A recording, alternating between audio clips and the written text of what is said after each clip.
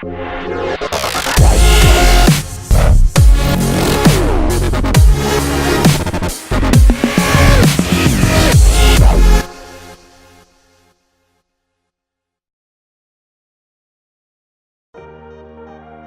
young, not so bad.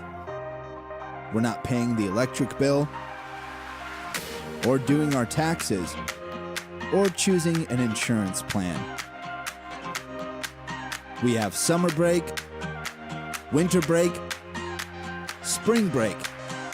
Basically, all the breaks. On the other hand, being young is frustrating. We can feel like we're not ready, that we don't have a choice, that we don't have a voice. It seems like we're in a holding pattern, but we don't have to wait for the next stage of life to make a change, to make a difference. Because even though we are next, we are now. We are young.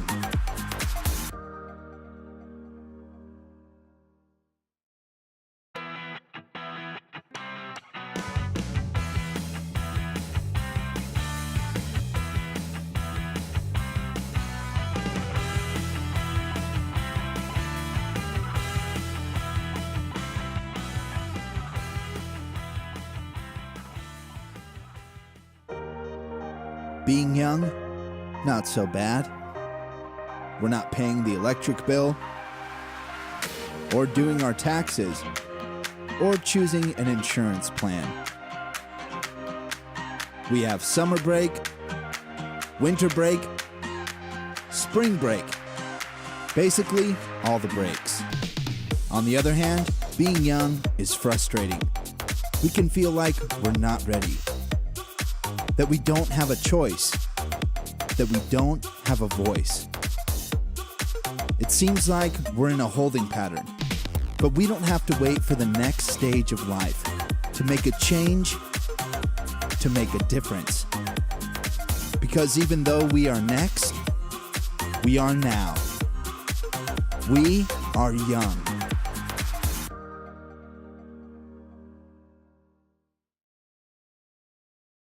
There's this weird tension that exists between grown-ups and teenagers. You may not even call them grown-ups, by the way. You may just call them old people. And this tension is actually kind of funny if you think about it. Sometimes grown-ups and teenagers are like two groups of aliens from different planets. They each have things they do on their planets, and it's not that one planet is better than the other. They're just different. Let's get specific. There are things grown-ups understand that you'd be willing to admit you don't understand, even if you're a person who's not great at admitting that you don't understand something. For instance, taxes. Go ahead, admit it. Grown-ups understand how taxes work better than you. You're thinking, who cares? Taxes are boring. I couldn't agree more. Insurance, applying for health insurance, home insurance, car insurance, or life insurance. Grown-ups have a better handle on that one. Okay, grocery shopping. Unless you're one of the rare high school students who actually enjoys shopping for groceries, you'll happily admit that it's something you know less about than grown-ups. Politics, where to hire a plumber, what to do about strep throat. The boring list continues. Then, on the other hand, you understand some things that old people, for the most part, have no clue about, like video games. Now, there are exceptions. Your dad may be a total gamer, but for the most part, adults have no clue about video games. And even if they play games with you, they don't understand gaming the way many of you do. Okay, and then there's music. Your mom may listen to the same music you do, but let's face it, she doesn't even know what most of the lyrics mean. And your dad may know more about old rock bands, but he doesn't know anything about hip hop. Okay, technology. Most of you can text faster than your parents can speak. And you can use emojis and bitmojis in a way that literally makes their heads spin. And pop culture. Ask some of your teachers to comment on current celebrity gossip. Chances are good that they'll just give you like a blank stare. And because you're in school 8 hours a day and most grown-ups haven't been to school for over 20 years, I mean, you know stuff about things like chemistry and geometry that they have long since forgotten or never learned in the first place. In this series, we're talking about what it means to be young. And as much as some of you are ready to be grown-ups right now, and as much as some of you are already functioning in grown-up roles in certain areas of your life, the truth is this: you are the age you are right now, and grown-ups are the age they are.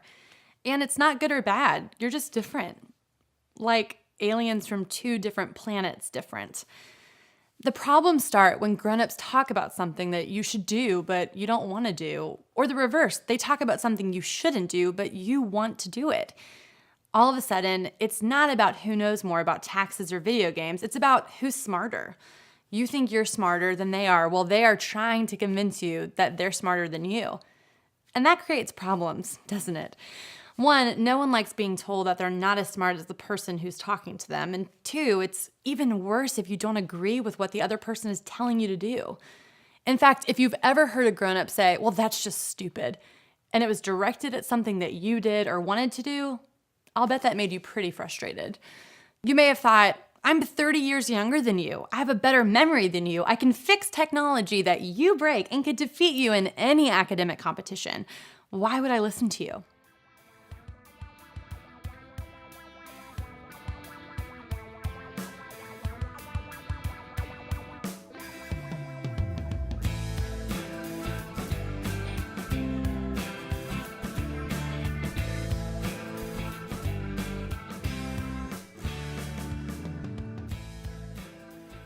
But here's the thing.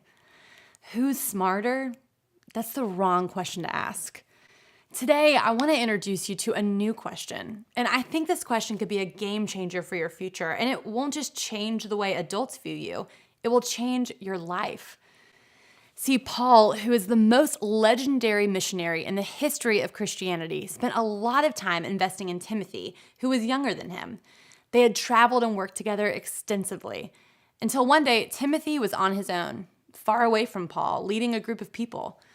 Just like Timothy had looked up to Paul, there was now a group of people looking up to Timothy, and a community of people watching him from a distance.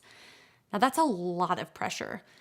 So Paul wrote him a letter, which, by the way, was the hot new technology of the time. See, many people view Paul's writing here with the tone of a father instructing a son. In other words, I'm here for you, Timothy. Hang in there. Last week, we looked at a part of the letter that can speak to you as teenagers, and it went like this. Don't let anyone look down on you because you are young, but set an example for the believers in speech, in conduct, in love, in faith, and in purity. And in the very next chapter, Paul continues with more fatherly advice. It says, do not sharply rebuke an older man, but rather appeal to him as a father, to the younger men as brothers, the older women as mothers, and the younger women as sisters in all purity. Paul's basically saying, respect the people around you. The older crowd needs to be treated well, and guess what? So does the younger crowd. And in our culture these days, most people consider older people and younger to be kind of a nuisance. You don't like your little sister bothering you, and you don't like your dad telling you what to do either. But Paul was saying more than just, be nice, Timmy, remember your manners. In his encore letter to Timothy, creatively titled 2 Timothy, Paul puts an exclamation point on why he's been saying some of the stuff that he said. The things which you have heard from me in the presence of many witnesses, entrust these to faithful men who will be able to teach others also. So basically, Paul is saying, you've learned from me, an older, wiser man. Now pass that wisdom on to people around you. Paul isn't being arrogant or bragging or self-promoting.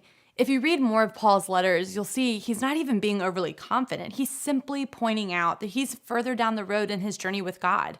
He only wants to help, and he invites Timothy to take what he's learned from Paul and pass it on. Paul's tone is encouraging. It's a pep talk from an older mentor who cares a lot about the guy he's talking to. And with all you've just heard, let's just pause for a minute and think about the grown-ups in your life.